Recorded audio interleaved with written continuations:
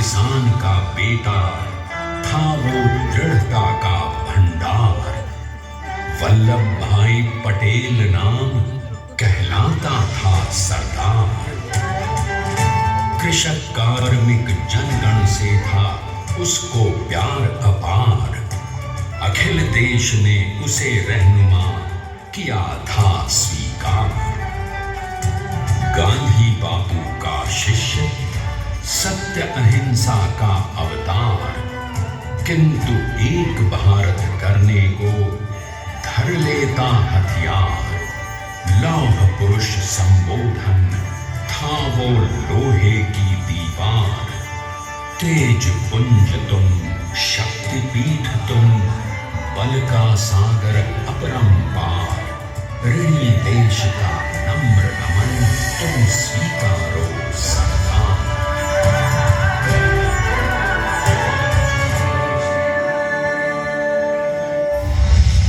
1857 में अंग्रेजों को ललकारने वाले पहले स्वतंत्रता संग्राम के एक सक्रिय सिपाही थे झवेर भाई पटेल।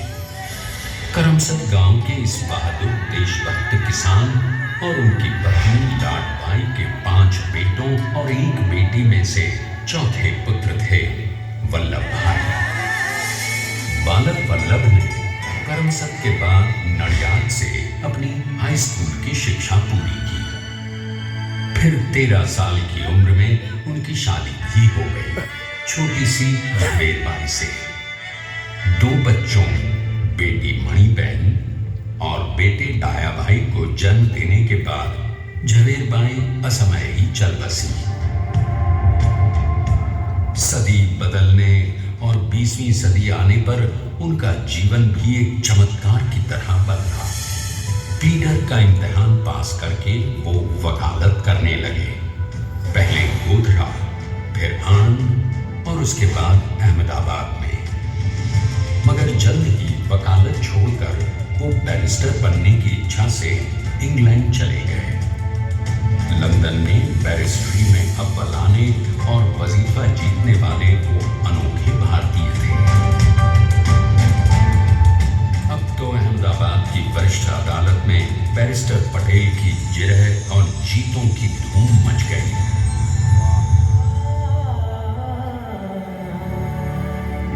तभी एक युग पुरुष ने वल्लभ भाई के जीवन की धारा ही बदल दी। दक्षिण अफ्रीका में सत्याग्रह के अहिंसक अस्त्र से गोरे शासकों को सबक सिखाकर भारत वापस आए बैरिस्टर मोहनदास करमचंद गांधी से मिलकर वल्लभ भाई ने अपने कुछ वर्षों से सीखे विदेशी व्यवहार और संस्कार हमेशा के लिए त्याग दिए और अब वो अपने खेड़ा के किसानों को हक दिलाने के लिए बापू के साथ आंदोलन में कूद पड़े। अब उनके पैरों में जूते नहीं, गांव की धूल थी। हृदय में भारत भूमि की शस्य श्यामला धरती। मन में थे गांधी और मस्तिष्क में एक नए स्वतंत्र भारत का सपना।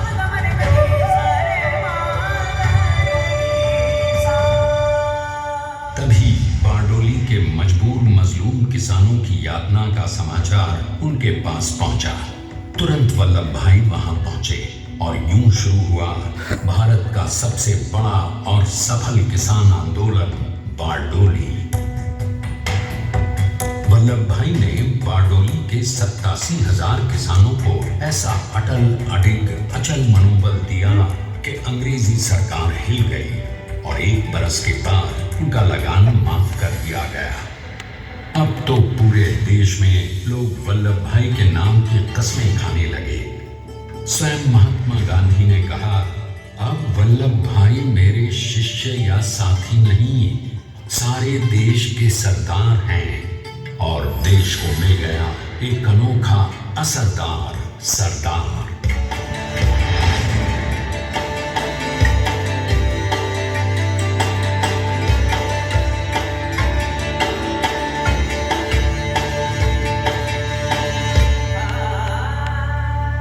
सरदार पटेल के नाम और देशभक्ति से अंग्रेज डर कर कांपने लगे। 1930 के नमक सत्याग्रह और दांडी कूच में वो बापू से भी पहले गिरफ्तार किए गए। तो सन 1932 में फिर उन्हें बापू के साथ ही जेल में 2 सालों के लिए डाल दिया गया। मगर आजादी के दीवानों को, स्वतंत्रता के परवानों को कौन गिरफ्तार कर पाया है? जेल से छूटते ही सरदार को कांग्रेस के नए राष्ट्राध्यक्ष पद पर चुना गया और उनकी सरपरस्ती में राष्ट्रवादी भारतीयों ने तमाम ब्रिटिश सूबों में जीत हासिल कर वहां अपनी स्थानिक सरकारें बनाई। किंतु सरदार का सपना केवल सरकार बनाना नहीं था। उनका स्वप्न तो था एक ऐसे नए भारत का जहां हर रंग, हर रूप, हर जात, मजहब, तबके का हिंदुस्तानी एक साथ मिलकर एक ऐसा नया भारत बना सके जहां पूर्ण स्वराज के साथ सारे समाज को गरीबी, अशिक्षा, छुआछूत से भी आजादी मिल जाए। इसकी पहली रणनीति थी भारत को अंग्रेजों की गुलामी से आजादी, ताकि भारत के लोगों की अपनी सरकार सबके साथ और सबके विकास के लिए काम कर सके। बापू की अगुवाई में अब देश ने अंग्रेजों को अंतिम चेतावनी दे दी, करेंगे या मरेंगे, क्विट इंडिया, अंग्रेजों, भारत छोड़ो। बस फिर क्या था, संघर्ष की रणभेरी बजी। 3 सालों के लिए सरदार पटेल को भी सत्याग्रही नेताओं के साथ जेल में ठूंस दिया गया। 2 सालों के बाद अंग्रेजों को बापू के सभी शिष्यों और साथियों को छोड़ना पड़ा।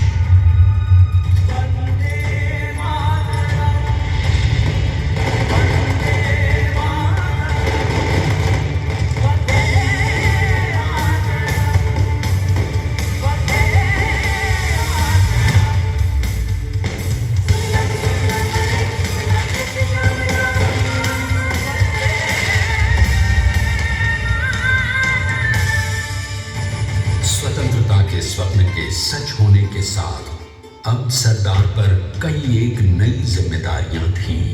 आने वाली आजादी की तैयारी और एक नए भारत के लिए नए लोकतांत्रिक संविधान की संरचना। जैसा उनके साथी ने खुद कहा था, सरदार ने ही छेनी हथौड़ी लेकर एक नए भारत को उकेरा है।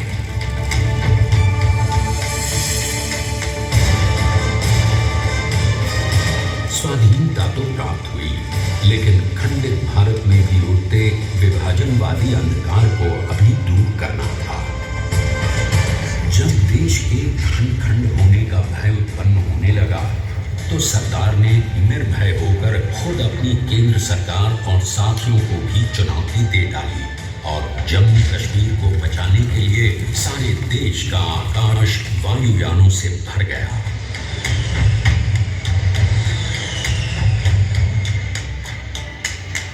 फिर हैदराबाद और जूनागढ़ के भारत में विलयीकरण को पाकिस्तान से चुनौती मिली। सरदार चाहते थे कि देश की 1 इंच धरती अब और विभाजित नहीं होनी चाहिए। नए भारत को एक करने के लिए समझा बुझाकर, मनाकर 565 रियासतों को सरदार ने अपनी सूझबूझ, सदाशयिता, संबल से एक नए स्वतंत्र भारत का अभिन्न अंग बना लिया। हमारे इतिहास में अखंड भारत के पुरुषार्थ का ये एक महानतम अध्याय है। जैसा उन्होंने स्वयं कहा था, हमें नए धागों को पुराने ताने बाने में ऐसे पिरोना है कि एक दूसरे में गुंथ जाए और बेहतरीन बनावट वाला एक नया भारत उभर कर सामने आ सके। अंततः अपने वज्र दृढ़ संकल्प से एक नया विराट विशाल एक भारत श्रेष्ठ भारत बनाकर दिखा ही दिया सरदार ने। संसार के सबसे बड़े प्रजातंत्र के शिल्पी को प्रणाम करने के लिए देश ने बनाया है ये समर्थ स्मारक। स्वाधीन भारत को समर्थ भारत में बदलने वाले सरदार पटेल को समर्पित प्रेरणा तीर्थ भी है। प्रधानमंत्री श्री नरेंद्र मोदी के नेतृत्व में बनी विश्व की इस विशालतम प्रतिमा के सामने आकर सारी दुनिया जैसे स्वयं ही नतमस्तक हो जाती है।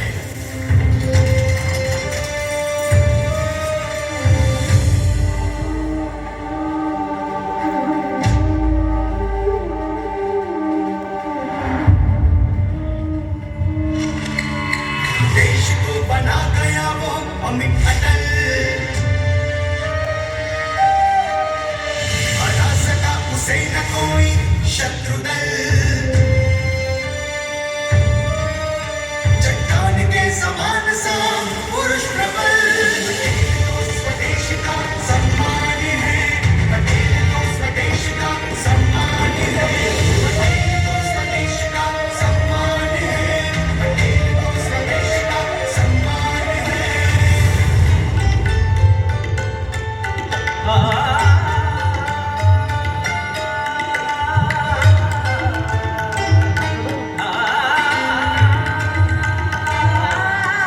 ऊंचाइयां आकाश को छुएंगे, गहराइयां समुद्र की लीलें, कदम अडिग जमीन पर जमे हुए, पटेल अपनी आन बान शान है, पटेल अपनी आन बान शान है, पटेल तो स्वदेश का सम्मान है,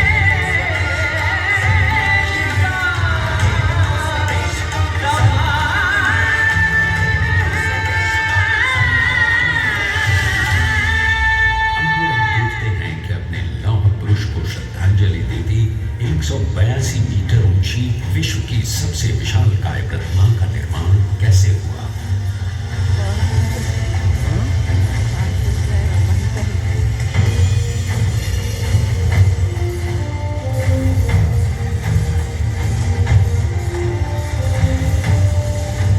गगन चूमती इस अद्वितीय अभूतपूर्व प्रतिमा को बनाने के लिए सबसे पहले नदी पर 4,500 क्यूबिक मीटर का राफ्ट बना और फिर सीधा 600 फीट का कंक्रीट का पोल बनाया गया।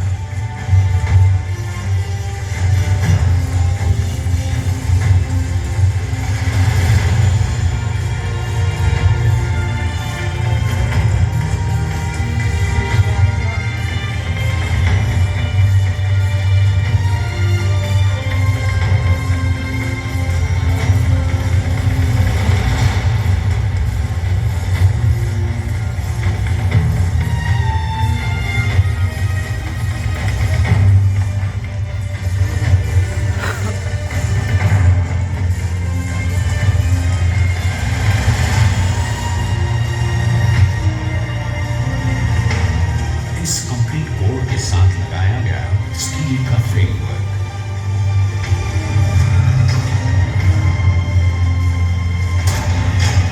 और इस फ्रेमिंग पर 6,500 ब्रॉन्ज के पीसेस लगाए गए।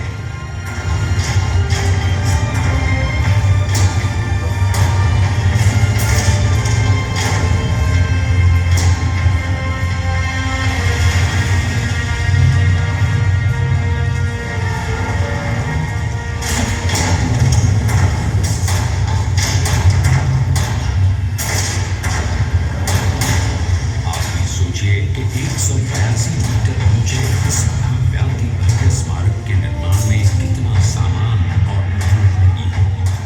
70,000 metric ton cement, 18,500 metric ton reinforcement steel, 6,000 metric ton structural steel और 1,700 मेट्रिक टन ब्रॉन्ज।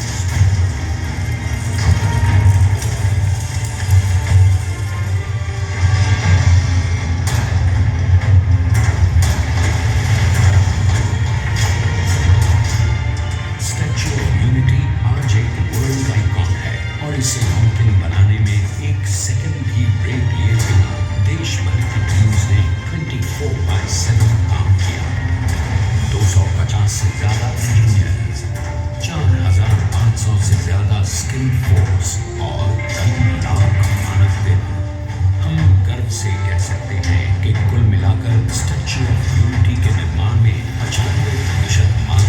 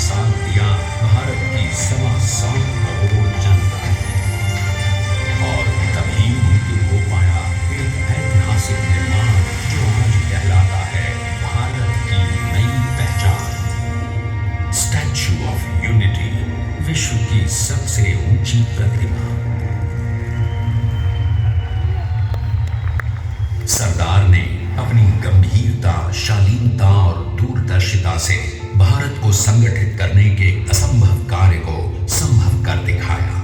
आइए आज हम सब उन्हीं की महिमा में विश्व के सामने एक उदाहरण रखें, क्योंकि ये ही भारत को श्रेष्ठता के मार्ग पर ले जाएगा।